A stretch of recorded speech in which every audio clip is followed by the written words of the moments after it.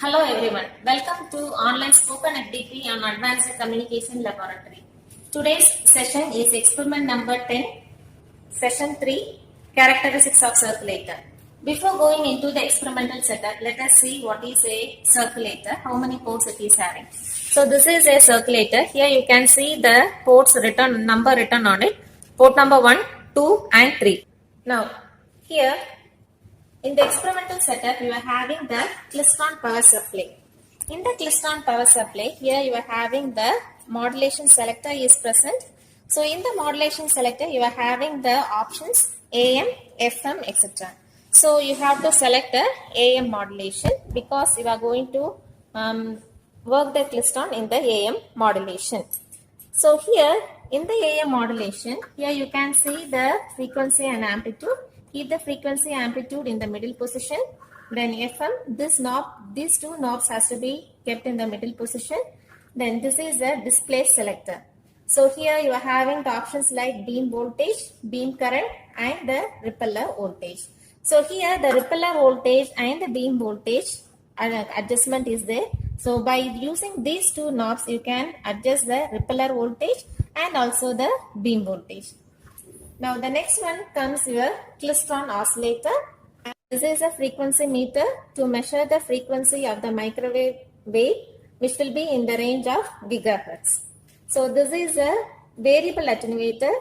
So this attenuator is known as a variable attenuator because you are having this adjustment to vary the attenuation. This is diode detector. Using this diode detector, you can measure the output which is coming from the variable attenuator, and the diode detector is connected to the CRO. Now note down the CRO reading for the calculation. Now we will see the circulator inserted between this variable attenuator and the diode detector. Here you can note that port number 1 is connected to the input side and port number 2 is connected to the output side, that is the diode detector, and here port 3 is terminated. So by this experimental setup, we are going to measure the S21 parameter. You can note down the reading from the CRO and keep the reading for the calculation of the insertion loss. Next we will see how to how to calculate the isolation loss by putting the port 2 at the input side and by putting the port 1 at the output side, and the port 3 will remain terminated. Now this is the experimental setup to measure the isolation loss. All the other things will be the same, that is the klystron power supply, your klystron oscillator, and then frequency meter, variable attenuator, all will be in the same position. The only difference is that the circulator will be inserted here with port 2 as the input port and the port 1 will be connected to the output port, and your port 3 will remain terminated. So by measuring the output which is shown at the CRO, we can find out the S12 here. So isolation loss is equal to minus 20 log S12. So by using that formula, we can find out the isolation loss. So similarly, you can find out the insertion loss and isolation loss for port 3 and port 1, then for port 2 and port 3, etc. Now we will see that calculation in detail. Now we will see the calculation of the circulator. So here, before going into the calculation, just we will see what is a circulator in little bit detail so that we can understand the output clearly. So we will just see a 3-port circulator since we are using a 3-port circulator in the lab. So this is a clockwise circulator, this is a counterclockwise circulator. So clockwise circulator, the wave will be circulating in the clockwise. So this is a clockwise circulator. So counterclockwise circulator, the wave will be traveling in the counterclockwise. So this is counterclockwise circulator. So wave is traveling in the clockwise circulator. What is the meaning? So here we are giving the input to the port 1, the output will be obtained at the port 2. Then if we are giving the input at the port 2, the output will be obtained at the port 3. If you are giving the input at the port 3, the output will be obtained at the port 1. So that is the meaning of the wave traveling in the clockwise direction. So now you have guessed what is the counterclockwise direction, right? So that is, when I am giving the input to the port 1, I will be obtaining the output at the port 2. Then input given at the port 2 will be obtained at the port 3, and input given at the port 3 will be giving the output at the port 1. So you can refer a separate video explaining the characteristics of the circulator, functioning of the circulator, what is the circulator, etc. in detail. If you want, you can go through that video. Now in the lab we have seen the clockwise circulator, right? So we have to give the input to the port 1, obtain the output at the port 2. Once again, if you want, you can give the input to the port 2, then you can obtain the output at the port 3, give the input at the port 3, obtain the output at the port 1. So that is the functioning of the isolator. Now we will see the output that we have obtained, of the observation we have obtained. So that is first experimental setup, that is output with the input at the port 1 and output at the port 2. So by this setup we have to measure the insertion loss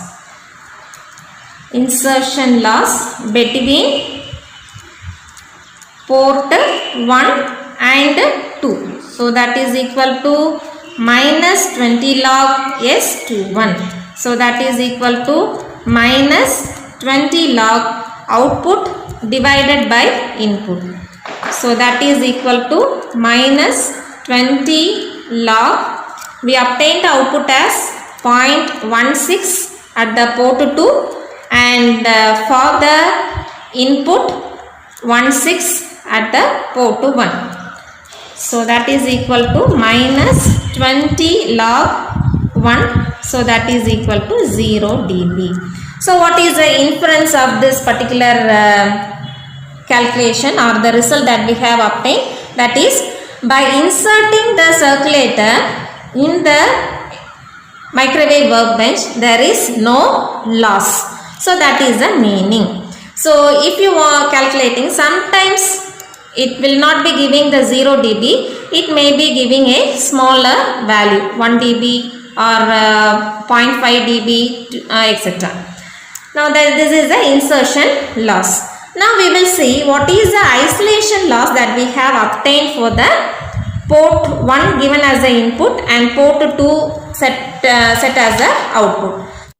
For the isolation loss, what is the setup? The input has to be given to the port 2 and output can be obtained at the port 1, right? So the isolation loss between port 1 and port 2 will be equal to minus 20 log S12. That is equal to minus 20 log output divided by input. Output means output obtained at port 1 and input means the observation that we have obtained at port 2. Minus 20 log and output is 20 into 10 power minus 3. Minus 3 because it is in milli. So input 0.16. So the output at the port 1 will be very small because it is isolation. So maximum power, we have suppressed maximum power or we have attenuated maximum power. So 20 log, let's see what is the calculation. 0.02 divided by 0.16. So that is equal to 0.125. So we will take the minus 20 log of that, minus 20 log 0.125. So that is equal to 18.06 dB. So that is, what is the meaning of it? That is, if we are connecting the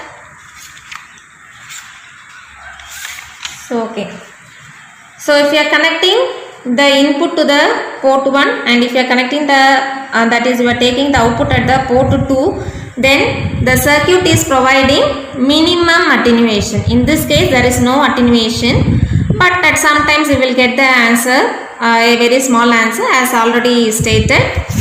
But for the wave which is traveling from port 1 for the port 2 to port 1, we are having the maximum attenuation, that is 18.06.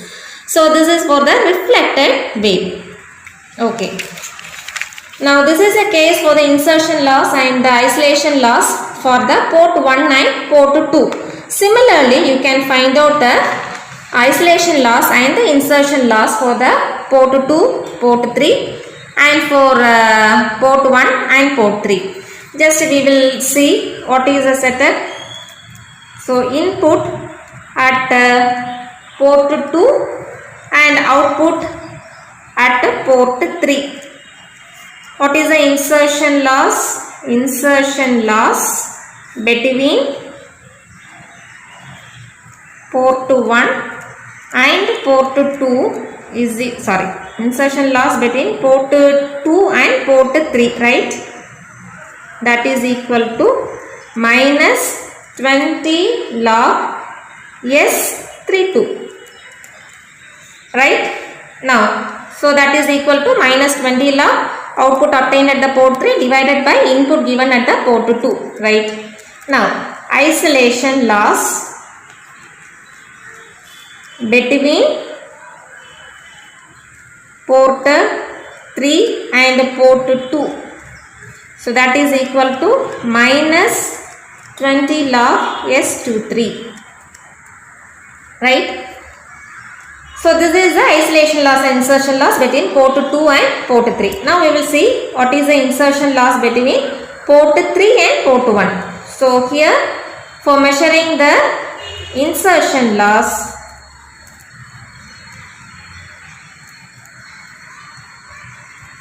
the input has to be given to the port 3 and output is obtained at port 1. So here for this isolation loss, input is given just the opposite of it. Input is given at the port 3 and output is given at the port 2, right? So clear? So input at port 3, output at port 1. So insertion loss between port 3 and port 1. So that is equal to minus 20 log S13. Now just the inverse of this, just we have to inverse the input and the output for the calculation of isolation loss.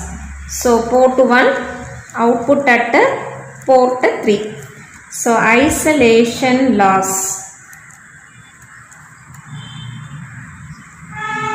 between port 1 and port 3 is equal to minus 20 log S31, right? So always for all the cases your insertion loss will be minimum and isolation loss will be maximum. That is, minimum attenuation is provided when the wave is traveling from port 1 to port 2.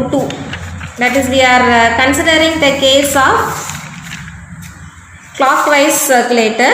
So when the wave is traveling from port 1 to port 2, it is providing the minimum attenuation. So when the wave is traveling from port 2 to port 1, the reverse direction is not permitted. So the circulator itself is providing the maximum attenuation for the wave traveling in the reverse direction. So that is the inference of this particular experimental results. Hope you understood this video.